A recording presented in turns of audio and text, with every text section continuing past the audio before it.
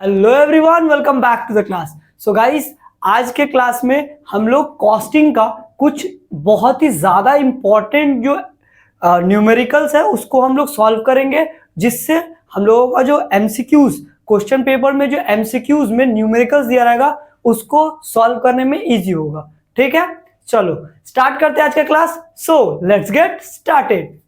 So start करते हैं। हम लोगों को एमसीक्यू पेपर आने वाला है, हम लोगों का पेपर एमसीक्यू होगा, बट जो न्यूमेरिकल्स क्वेश्चन होगा उसको तो सॉल्व करना होगा ना। तो हम लोग अभी आज का वीडियो में सारा न्यूमेरिकल सॉल्व करने का ट्राई करेंगे जल्दी जल्दी।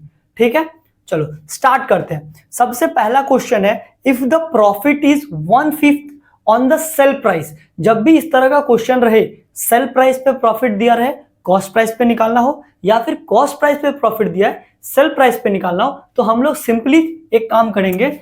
हम लोग सबसे पहले कॉस्ट प्राइस लिखेंगे, प्रॉफिट लिखेंगे और सेल प्राइस लिखेंगे। क्वेश्चन पेपर के ऊपर ये तीन चीज लिखने ना, cost price, profit and sale price, ये तीन चीज लिख लिया। अब देखो क्या क्वेश्चन पूछ रहा है, if the profit is 1/5 on the sale price, तो सेल प्राइस पे 1/5 का प्रॉफिट है, 1/5 का प्रॉफिट है सेल प्राइस पे, तो सेल को 1 मान लो, सेल को 1 मान लो। कॉस्ट प्राइस हमको पता नहीं, अब सेलिंग प्राइस में से प्रॉफिट को घटाएंगे तो कॉस्ट प्राइस आता है, सेल प्राइस से प्रॉफिट को घटाएंगे तो कॉस्ट प्राइस आएगा, कॉस्ट प्राइस में प्रॉफिट को जोड़ देंगे तब सेल प्राइस आता है। ठीक है, अभी मेरे को कॉस्ट प्राइस जानना है, तो सेल प्राइस से प्रॉफिट को लेस कर देंगे, 1 - 1/5, 5 - 1 4/5। तो मेरे को कॉस्ट प्राइस पता चल गया 4/5, प्रॉफिट पता चल गया 1/5, सेलिंग प्राइस पता चल गया 1। अब मेरे को पूछ रहा है कि भैया कॉस्ट प्राइस पे कितना का प्रॉफिट होगा, तो मेरे को प्रॉफिट कितना है 1/5 और कॉस्ट प्राइस कितना है 4/5, डिवाइड कर देंगे। अब ये 1/5 है इनटू 5/4, 5 कट गया 1/5, तो कितना का प्रॉफिट होगा 1/4 का प्रॉफिट होगा कॉस्ट प्राइस पे। दूसरा क्वेश्चन देखो, बोल रहा है if the rate of profit is 20% on the sale price. अगर मेरे को बोल रहा है सेल प्राइस पे 20% का प्रॉफिट है तो कॉस्ट प्राइस पे कितना होगा। अगर सेल प्राइस पे 20% मतलब सेल प्राइस पे 20%, सेल को 100 मानेंगे। ठीक है, सेल को 100 माने, प्रॉफिट 20, कॉस्ट प्राइस कितना आएगा 100 में से 20 गया 80। अब मेरे को पूछ रहा है कॉस्ट प्राइस पे कितना का प्रॉफिट होगा, तो प्रॉफिट ऑन कॉस्ट, तो 20/80 इंटू 100, यहां से 0 यहां से 0 काटो 20, या फिर डायरेक्ट काटो 20 चौका 80, 4 को काटेंगे 25 बार में, 25% ऑन कॉस्ट। अगर 20% ऑन सेल है तो 25% ऑन कॉस्ट होगा। अगला क्या है, if the profit is 1/9 of the cost price. अब देखो क्वेश्चन थोड़ा सा चेंज हो गया, प्रॉफिट बोल रहा है 1/9 है on the cost price, cost price पर 1/9 है, तो हम लोग 1 मानेंगे। अब कॉस्ट प्राइस को हम लोग अभी बोले जिस पर प्रॉफिट दिया होगा उसको हम लोग अज्यूम करेंगे, 1 अज्यूम किए, और प्रॉफिट 1/9, सेलिंग प्राइस कितना होगा। अब कॉस्ट से इसको जोड़ना होगा, जब हम लोग कॉस्ट प्राइस नहीं दिया हुआ है सेल प्राइस दिया हुआ है, तो सेल प्राइस से प्रॉफिट को जब घटाते हैं तब कॉस्ट प्राइस आता है, बट जब कॉस्ट प्राइस में प्रॉफिट को जोड़ेंगे तब सेलिंग प्राइस आएगा। सो हम लोग यहाँ इसको और इसको क्या करेंगे, ऐड करेंगे, 9 + 1 10/9। अब हम लोगों को बोला प्रॉफिट ऑन सेल कितना होगा, तो 1/9 डिवाइड बाई 10/9, 9 कट जाएगा 1/10। ठीक है, तो 1/10। अगला क्या है, if the profit is 33 1/3 of the cost price. क्या बोल रहा है, अगर प्रॉफिट जो है 33 1/3 है, कितना पे, कॉस्ट प्राइस पे, कॉस्ट प्राइस लेट से 100, जब भी परसेंटेज दिया हो तो इसको 100 मानो, जब फ्रैक्शन दिया हो तो 1 मानो। इसको अगर 100 है, ये हो जाएगा 133.33 ऐड करने से। ठीक है, अब हम लोगों को बोला सेल प्राइस पे कितना होगा, तो 133.33 डिवाइडेड बाय 33.33 इंटू 100 करेंगे तो 25% आता है, 25% आता है। ठीक है, चलो आगे बढ़ते हैं। हो गया। अच्छा, इस तरह का क्वेश्चन इतना दिया हुआ है तो ये आई होप समझ में आ गया होगा। अगर सेल प्राइस पे प्रॉफिट दिया हो तो सेल प्राइस को अज्यूम करेंगे, अगर कॉस्ट प्राइस पे प्रॉफिट दिया हो तो कॉस्ट प्राइस को अज्यूम करेंगे। अब दूसरा तरह का क्वेश्चन आ रहा है, कंजम्पशन ऑफ रॉ मटेरियल ₹5000। अब देखना, रॉ मटेरियल का कंजम्पशन हुआ है 5 लाख का, ठीक है। उसके बाद बोल रहा है डायरेक्ट वेजेस 50,000, डायरेक्ट वेजेस 50,000। अगला डायरेक्ट एक्सपेंसेस 25,000, डायरेक्ट एक्सपेंसेस 25,000, ठीक है। और बोल रहा है फैक्ट्री ओवरहेड है 75,000, फैक्ट्री ओवरहेड है 75K, ठीक है। अब हम लोगों को पूछ रहा है ऑन द अबव इंफॉर्मेशन हम लोगों को प्राइम कॉस्ट निकालना है। हम लोगों को क्या निकालना है? Prime cost. अच्छा, जब भी इस तरह का क्वेश्चन है ना, छोटा सा ना कॉस्ट शीट अपने क्वेश्चन पेपर में बना लिया करो। अगर कॉस्ट शीट हम लोग बनाए, अगर छोटा सा कॉस्ट शीट बनाए तो हम लोगों का direct material, direct wages, direct expenses, इसको जोड़ के आता है, ये तीनों को जोड़ के मेरा क्या आता है? Prime cost. प्राइम कॉस्ट में जब हम लोग वर्क ओवरहेड या फिर फैक्ट्री ओवरहेड जोड़ देते हैं, और अगर हम लोगों का कोई work in progress WIP opening, और इसको प्लस करेंगे, लेस करेंगे WIP क्लोजिंग, तो मेरा क्या आ जाएगा? वर्क कॉस्ट, वर्क कॉस्ट, है ना। वर्क कॉस्ट में अगर हम लोग ऑफिस का खर्चा जोड़ दे तो मेरा cost of production, cost of production में opening, opening finish goods plus करेंगे, लेस करेंगे क्लोजिंग फिनिश गुड्स, तो मेरा आ जाएगा COGS। COGS में सेलिंग का खर्चा जोड़ देंगे तो मेरा आ जाएगा sale, cost of sale. Cost of sale में प्रॉफिट को जोड़ेंगे तो सेल आ जाएगा, ठीक है। इसको थोड़ा सा कॉपी में, अपने कॉपी में साइड में बना के रखना तो प्रॉब्लम नहीं होगा। हम लोगों को प्राइम कॉस्ट निकालना है। प्राइम कॉस्ट के लिए direct material, direct wages, direct expenses का जरूरत होता है। तो यहाँ पे मेरे को रॉ मटेरियल दिया हुआ है, डायरेक्ट वेजेस दिया हुआ है, डायरेक्ट एक्सपेंसेस दिया हुआ है, तो इसका कोई काम ही नहीं है, इसको छोड़ देना है। बस क्या करना है? सिंपली जोड़ देना है। 5,50,000, 25,000, 5,75,000, है ना। इसको हम सॉल्व करके नहीं दिखा रहे हैं, बस हम लोगों को MCQ के लिए रेडी होना है अपने आप को। तो MCQ कैसे करना है? सीधा जोड़ देना है। 5,50,000, 25,000, 50, 25, 75, 5 लाख, 5,75,000, ठीक है। अगला पूछ रहा है if the office overhead office overhead is 10% of work cost. तो ऑफिस ओवरहेड क्या है? 10% ऑफ वर्क कॉस्ट है, ठीक है। और then calculate the amount of office overhead from the information. अब हम लोगों को कुछ इंफॉर्मेशन दिया हुआ है, क्या? प्राइम कॉस्ट दिया हुआ है हमको 7,40,000। अब फैक्ट्री ओवरहेड दिया हुआ है 1,60,000, और डायरेक्ट वेजेस दिया हुआ है 2 लाख। डायरेक्ट वेजेस दिया हुआ है 2 लाख। अब समझना, prime cost 740, factory overhead 160, direct wages 2 lakh रुपया। ऑफिस ओवरहेड दिया हुआ 10% ऑफ वर्क कॉस्ट। हम लोग को निकालना क्या है? Office overhead, calculate the office overhead from the following. हम लोगों को ऑफिस ओवरहेड निकालना है। अब देखो ध्यान से, हम लोगों को ऑफिस कहां से निकलेगा वो समझना। हम लोगों को वर्क कॉस्ट का 10% ऑफिस ओवरहेड है, वर्क कॉस्ट का 10%। तो सबसे पहले हमको जानना पड़ेगा वर्क कॉस्ट कितनी, कैसे होगा?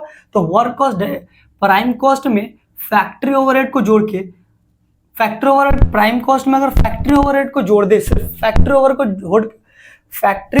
अगर जोड़ दे तो ही मेरा वर्क कॉस्ट आ जाएगा। प्राइम कॉस्ट के अंदर प्राइम कॉस्ट कितना है? 7,40,000। उसको अगर फैक्ट्री ओवरहेड के साथ जोड़ दे 1,60,000 तो कितना आ जाएगा? 8-9 लाख, है ना। अब मेरे को पूछा ऑफिस ओवरहेड कितना? 10% ऑफ वर्क कॉस्ट। इसका 10% निकाल देंगे, 90,000। 90,000 इज द आंसर। हम लोगों को बोल रहा है कैलकुलेट प्रॉफिट पर यूनिट। हम लोगों को प्रॉफिट पर यूनिट निकालना है from the information as given below. Production है 10,000 यूनिट, हम लोगों को प्रोडक्शन किए हैं 10,000 यूनिट, मतलब 10,000 यूनिट हम लोग बनाए हैं, ठीक है। सेल वैल्यू दिया हुआ है, sale value 20 lakh, cost of sale 17,90,000, sale value दिया हुआ है 20 लाख और कॉस्ट ऑफ सेल दिया हुआ है 17,90,000। ठीक है, मतलब मेरे को सेल वैल्यू पता है कितना में बेचे, उसके लिए मेरा कॉस्ट ऑफ सेल खर्चा कितना वो पता है। तो हम लोग अगर सेल वैल्यू से कॉस्ट ऑफ सेल को माइनस कर दे मेरे को प्रॉफिट पता चल जाएगा। तो प्रॉफिट अगर हम लोग माइनस करें 20 लाख माइनस 17.9 मतलब 21, 2,10,000 का मेरा प्रॉफिट हुआ है। अच्छा, 2,10,000 का कितना में प्रॉफिट हुआ है, मेरे को 10,000 यूनिट बनाने में हुआ है, तो इसको 10,000 से डिवाइड कर देंगे। 21 रुपया पर प्रोडक्ट, मेरा हर यूनिट पे 21 रुपया का प्रॉफिट हुआ है। ठीक है, अगला है हम लोगों का calculate sale price per unit. अब हम लोगों को सेल प्राइस पर यूनिट निकालना है, सेलिंग प्राइस पर यूनिट निकालना है। प्रोडक्शन दिया हुआ है 5,000 यूनिट, कॉस्ट ऑफ प्रोडक्शन दिया हुआ है, कॉस्ट ऑफ प्रोडक्शन 8,70,000, मेरे को सेलिंग एंड डिस्ट्रीब्यूशन ओवरहेड दिया हुआ है 30,000, मैन्युफैक्चरिंग प्रॉफिट दिया हुआ है 1 लाख। अब मेरे को निकालना क्या, सेल प्राइस पर यूनिट। याद रखना मेरे को कॉस्ट ऑफ प्रोडक्शन दिया हुआ है, कॉस्ट ऑफ प्रोडक्शन में फिनिश गुड्स का कोई जिक्र नहीं किया तो मान लेंगे नहीं है, तो कॉस्ट ऑफ प्रोडक्शन से सीधा सीओजीएस मिल गया हम लोगों को। सीओजीएस में हम लोग अगर सेलिंग ओवरहेड को प्लस कर देते हैं तो मेरे को मिलता है cost of sale, cost of sale में प्रॉफिट को ऐड कर देंगे तो सेलिंग वैल्यू मिल जाएगा।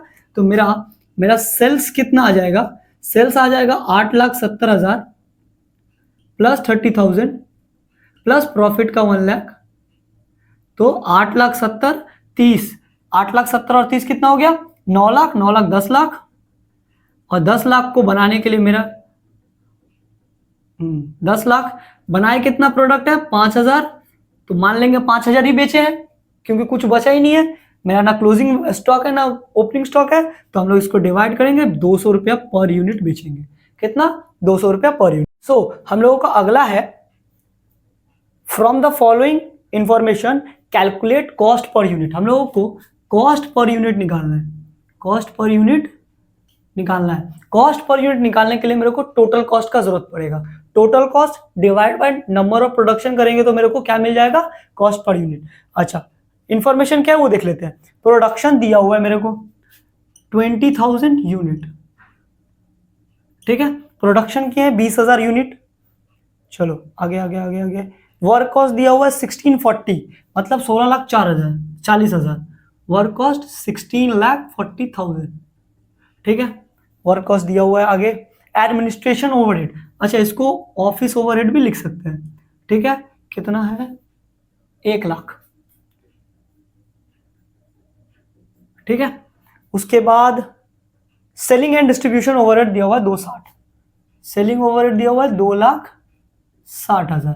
तो टोटल कॉस्ट निकालने के लिए सिंपली कुछ नहीं करेंगे, तीनों को जोड़ देंगे, 16,40 1 लाख, 17,40 17,40 और 2,60,000 मतलब 17,40 18 20 लाख, कितना हो गया 20 लाख।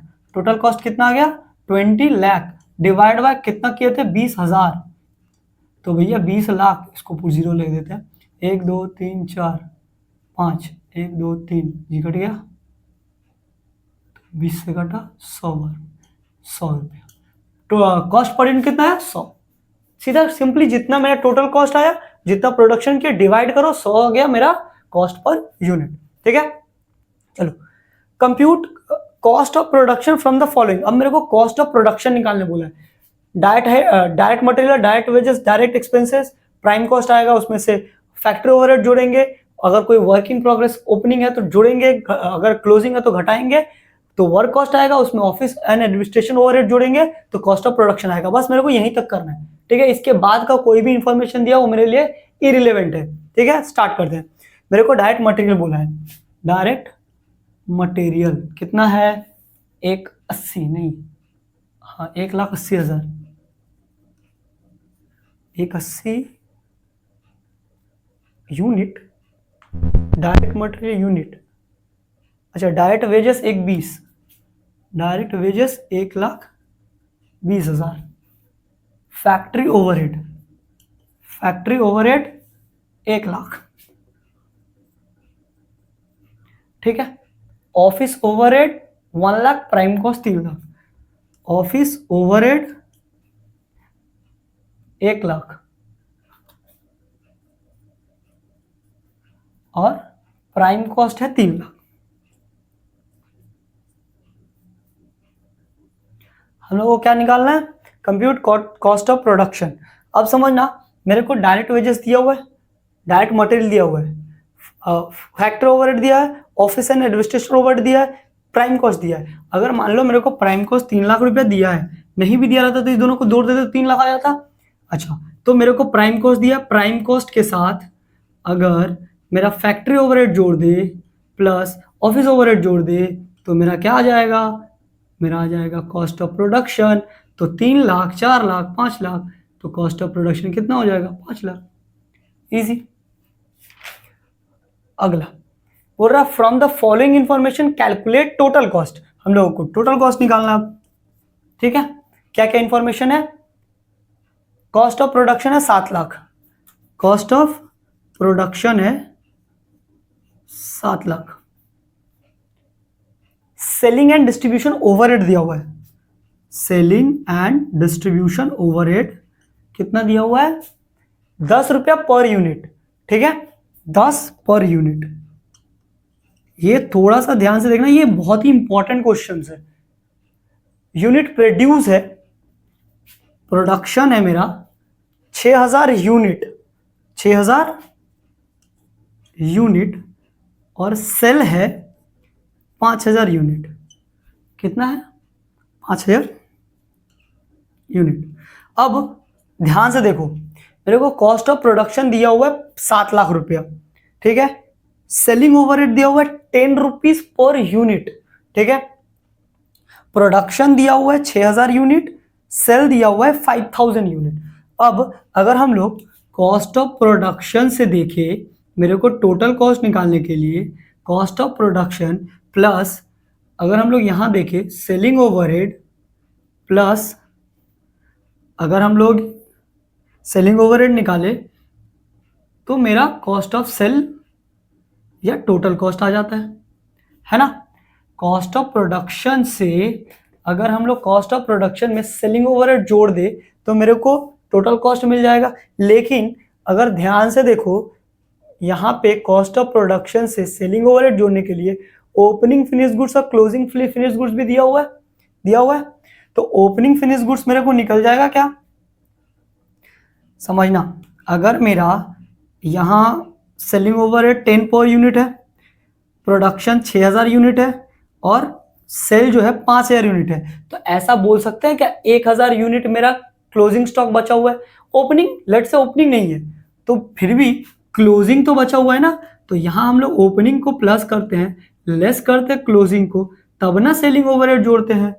तो मेरा कॉस्ट ऑफ प्रोडक्शन कितना है? 7 लाख प्लस ओपनिंग कितना है? 0, लेस क्लोजिंग तो दिया हुआ है ना। क्लोजिंग कितना दिया हुआ है?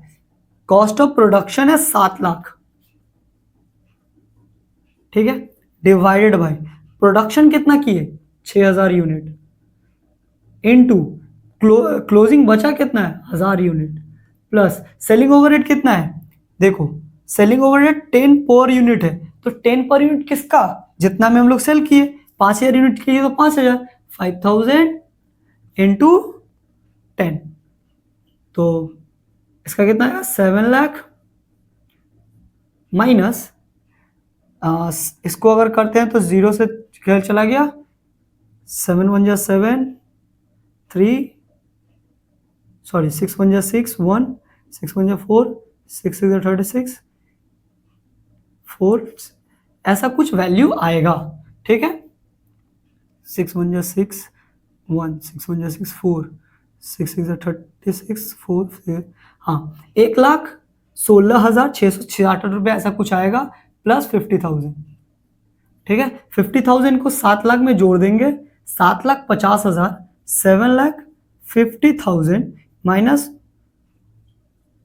माइनस करेंगे 10 में से 4 6, ये गया 4, ये गया 4, सॉरी ये 9 था ना, 3 3 3, 4 में से 1 गया 3, 6 में 7 में 6, 6 3 3 3 3 4, 6,33,334 रुपया, ठीक है। ध्यान से समझो, मेरा कॉस्ट ऑफ प्रोडक्शन 7 लाख दिया था, सेलिंग ओवरहेड 10 पर यूनिट दिया हुआ है, यहाँ पे लोचा है, प्रोडक्शन 6000 यूनिट हुआ है और सेल 5000 यूनिट हुआ है, मतलब सेल कम हुआ है, मतलब क्लोजिंग स्टॉक मेरा बचा हुआ है, क्लोजिंग स्टॉक प्रोडक्शन यूनिट पे बचा होगा, इसीलिए 7 लाख ओपनिंग जीरो है, क्लोजिंग 7 लाख रुपया टोटल प्रोडक्शन था, जिसमें 6000 यूनिट प्रोडक्शन किए थे, तो डिवाइड किया तो प्रोडक्शन पर यूनिट निकला, 1000 अभी बचा हुआ है तो 1000 से इंटू किए, और 5000 यूनिट जो मेरा सेलिंग ओवरहेड था वो 10 पर यूनिट था, तो 5000 यूनिट बेचे थे, इसलिए 5000 को 10 से मल्टीप्लाई किया 50 आया, 7 लाख को 50 से प्लस किया और जो मेरा क्लोजिंग था उसको माइनस कर दिया, तो ये मेरा आंसर है।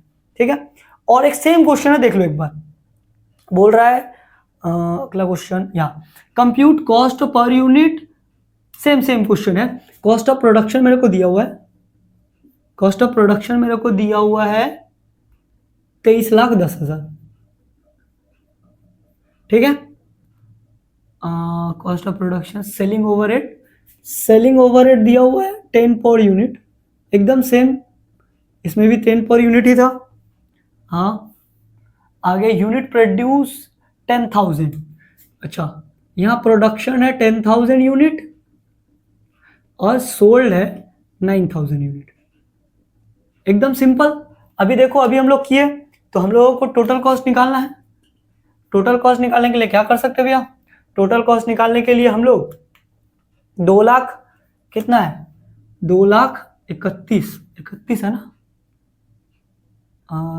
23,10,000 है, वही 23,10,000 जो भी है, तो टोटल कॉस्ट निकालने के लिए हम लोग सीओपी, जो मेरा सीओपी है 23,10,000, 10,000 प्रोडक्शन के, 9,000 सेल के, 1,000 बचा हुआ है, मतलब ओपनिंग तो जीरो है, अच्छा 1,000 बचा हुआ है, तो cost of production 23,10,000 divided by जो प्रोडक्शन यूनिट है 10,000, ठीक है, इनटू 1,000 जो मेरा क्लोजिंग यूनिट है, प्लस जो मेरा सेलिंग यूनिट है 9,000, अच्छा ये माइनस होगा 9,000 इंटू मेरा जो, सॉरी 9,000 इंटू 10, क्योंकि 10 यूनिट मेरा तो बेचे है, तो सॉरी 9,000 यूनिट बेचे 10 रुपया करके, तो मेरा सेलिंग ओवरहेड जितना बेचते हैं उस पर देते हैं, 9,000 इंटू 10 के तो 90,000, अब इसका आया 23,10,000 माइनस, इसमें से हम लोग अगर 1000 काटे तो 2,31,000 प्लस यहाँ आएगा 90,000, तो 2,31,000 और 90 को, 23,10,000 और 90 को जोड़े तो 23,10,000 24 लाख, 24 लाख में से 2,31,000 को माइनस कर देंगे, 24 लाख में से 2,31,000 माइनस होगा तो कितना आएगा, 24 लाख है ना, तो 23 लाख नहीं, 23 लाख नहीं आएगा, 21,69,000, 69 70 30, हाँ, तो 21,69,000 क्या आ जाएगा, इसका आंसर हो जाएगा, टोटल कॉस्ट आ जाएगा। ठीक है, 21,69,000। याद रखना, हम कैलकुलेटर यूज नहीं कर रहे हैं, तुम लोगों को भी कैलकुलेटर यूज नहीं करना है, बिकॉज बहुत सारे स्कूलों में कैलकुलेटर को बैन कर दिया गया 11-12 को, सो जितना भी ओरल कैलकुलेशन होगा तो ओरल करने का ट्राई करना।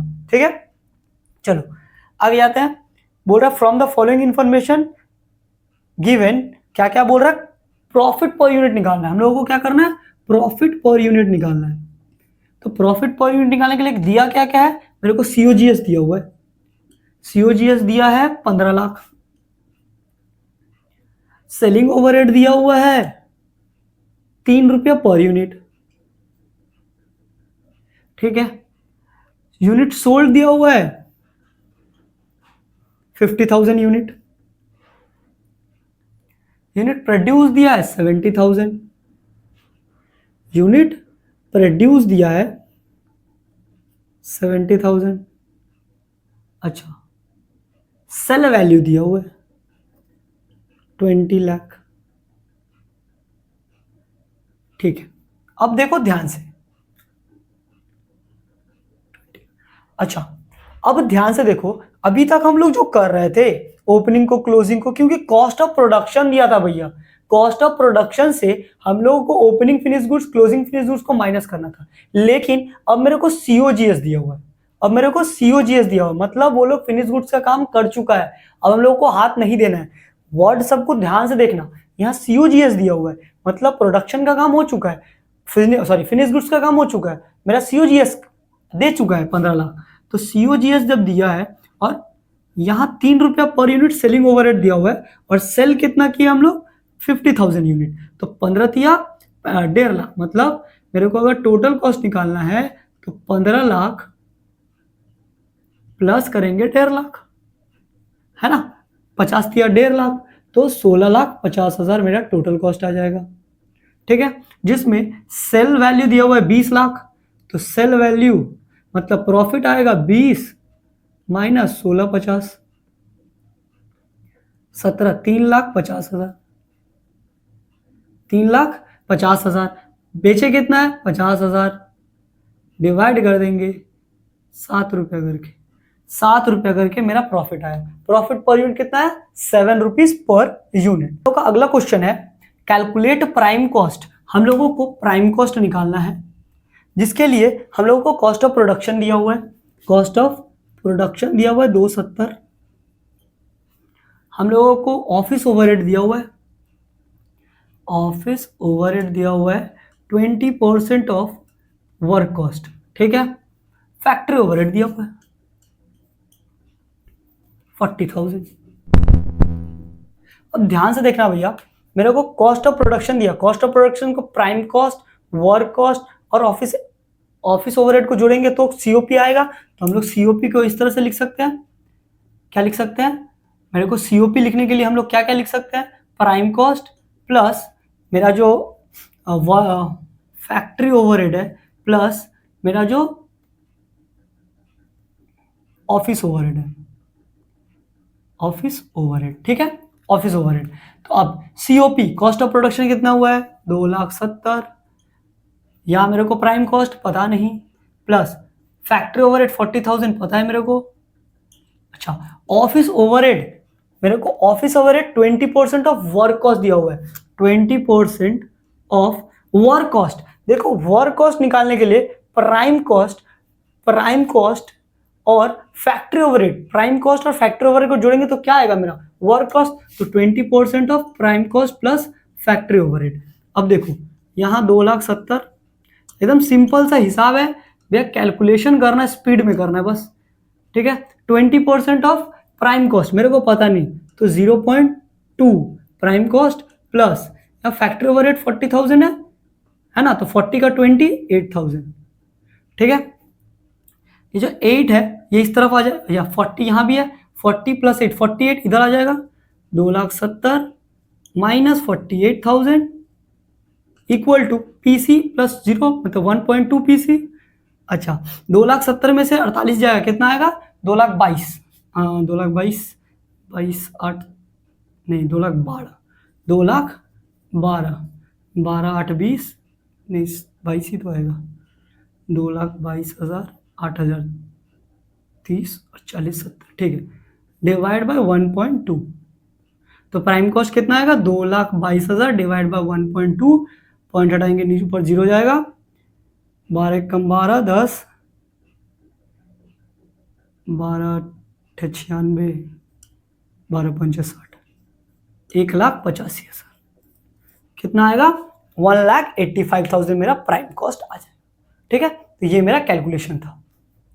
चलो, ascertain the amount of direct expenses. अगला क्वेश्चन है, मेरे को डायरेक्ट एक्सपेंसेस निकालना है फ्रॉम द फॉलोइंग डेटा।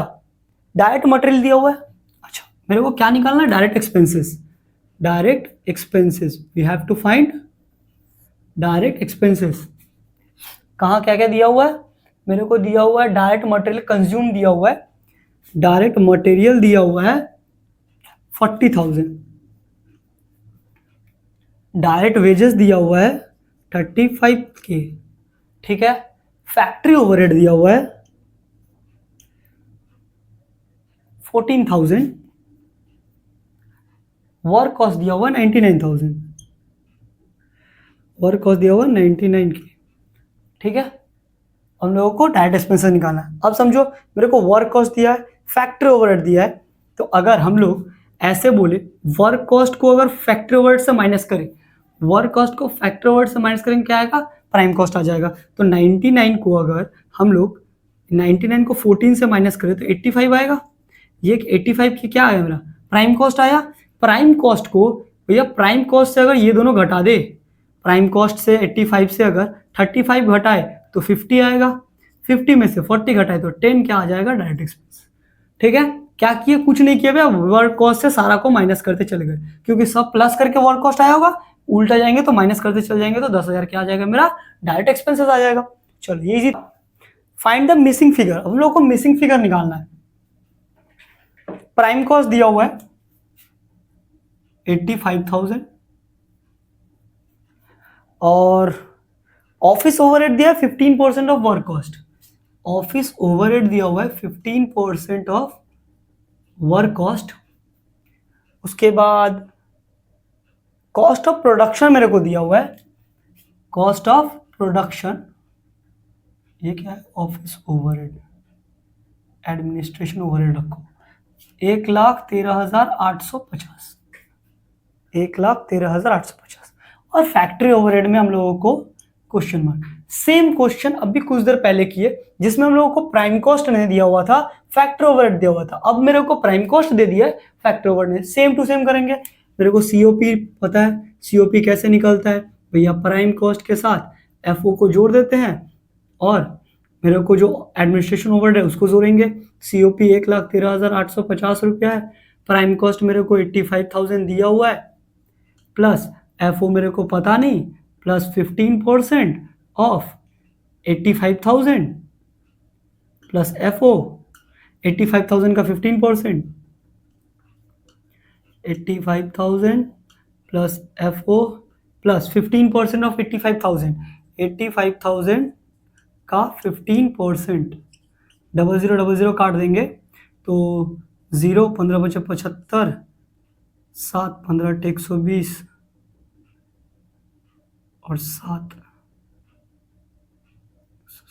23, 12,750 रुपया, 12,750 रुपया प्लस 15% मतलब होता है 0.15 ऑफ एफओ। अब 1,13,850 है तो मेरे को 1,13,850 माइनस 85,000 माइनस 12,750 बराबर 1.15 एफओ करना होगा।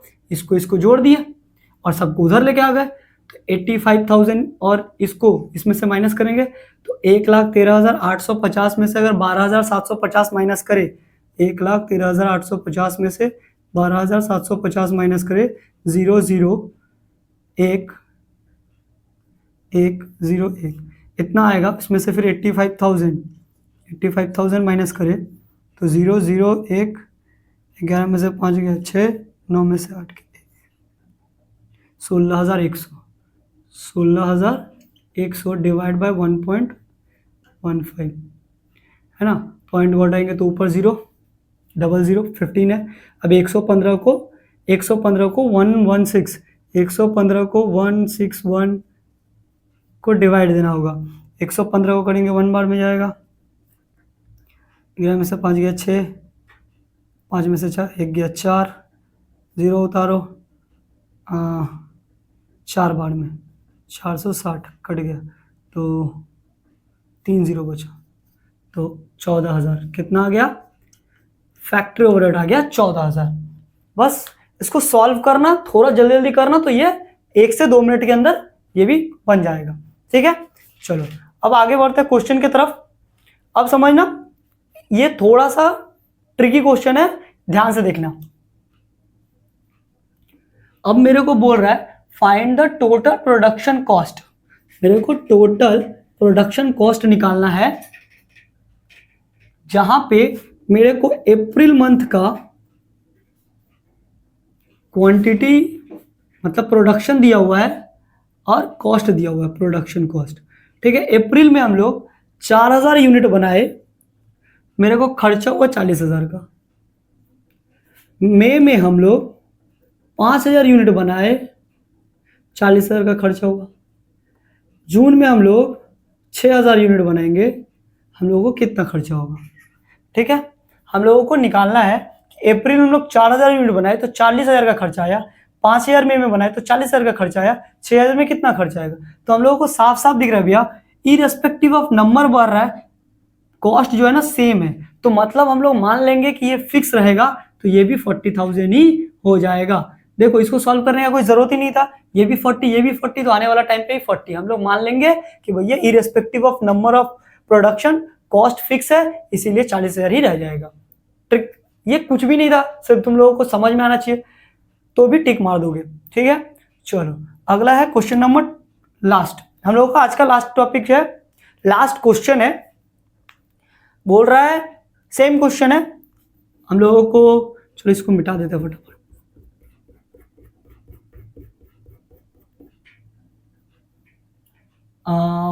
सेम अप्रैल के महीने में 5,000 यूनिट बनाए, जिसके लिए 20,000 का खर्चा आया। ठीक है, हम लोग मई में 7,000 यूनिट बनाए, जिसके लिए मेरे को 28,000 का खर्चा आया। ठीक है, और हम लोग यहाँ पे 10,000 यूनिट बनाएंगे, तो मेरे को यहाँ कितना खर्चा आने वाला है ये बताना है। तो देखो अगर ध्यान से देखो, 5,000 पे 20,000 खर्चा हो रहा है, 7,000 बनाने के लिए 28,000 खर्चा हो रहा है। तो हम लोगों को एक सिंपल सा, हम लोग जब सेग्रीगेशन पढ़ रहे थे, सेग्रीगेशन ऑफ वेरिएबल कॉस्ट, तो हम लोग सेग्रीगेशन करने के लिए high point and low point पर वेरिएबल कॉस्ट निकालने के लिए high point and low point पढ़े थे, जिसमें हम लोगों का जो बड़ा वाला कॉस्ट है 28,000, उसमें से छोटा वाला कॉस्ट को माइनस कर देंगे, डिवाइड करेंगे जो बड़ा वाला यूनिट है, माइनस करेंगे छोटा वाला यूनिट से, तो इसका आएगा 8,000 डिवाइड बाय 2,000, मतलब 4 रुपया वेरिएबल कॉस्ट है। क्या है? 4 रुपया वेरिएबल कॉस्ट है। तो भैया इसमें अगर 5,000 रुपया में 4 रुपया वेरिएबल कॉस्ट है, मतलब 5 चौके 20, पूरा का पूरा वेरिएबल है, 5 चौके 20, मतलब पूरा का पूरा वेरिएबल है, 7 का 4 पूरा का पूरा वेरिएबल है, 10 का 4 40,000 पूरा का पूरा वेरिएबल ही रह जाएगा, इसमें फिक्स्ड बोल के कुछ भी नहीं था। ठीक है, चलो और एक क्वेश्चन कर लेते हैं जिसमें फिक्स्ड और वेरिएबल दोनों आएगा। ठीक है, सेम टॉपिक सेम क्वेश्चन, जून में ही ले लेते हैं। इसमें 2,000 यूनिट बना है, जिसमें 20,000 प्रोडक्शन था, 3,000 यूनिट बना है, जिसमें 25,000 कॉस्ट था, हम लोगों को 4,000 बनाना है। अब ध्यान से समझना, 2,000 में 20,000 का खर्चा है, 3,000 में 25 का, 4,000 हमको पूछा है। तो 2,000 में जब 20,000 का खर्चा आया है, 2,000 में जब 20,000 का खर्चा है, 3,000 में 25,000, तो हम लोग high point low point variable cost per unit निकालेंगे। 25,000 में से 20,000 को माइनस करेंगे, डिवाइड बाय 3,000 से 2,000 को माइनस करेंगे, मतलब 5,000 डिवाइड बाय 1,000, मतलब 5 रुपया पर यूनिट वेरिएबल कॉस्ट है। 5 रुपया पर यूनिट वेरिएबल कॉस्ट है।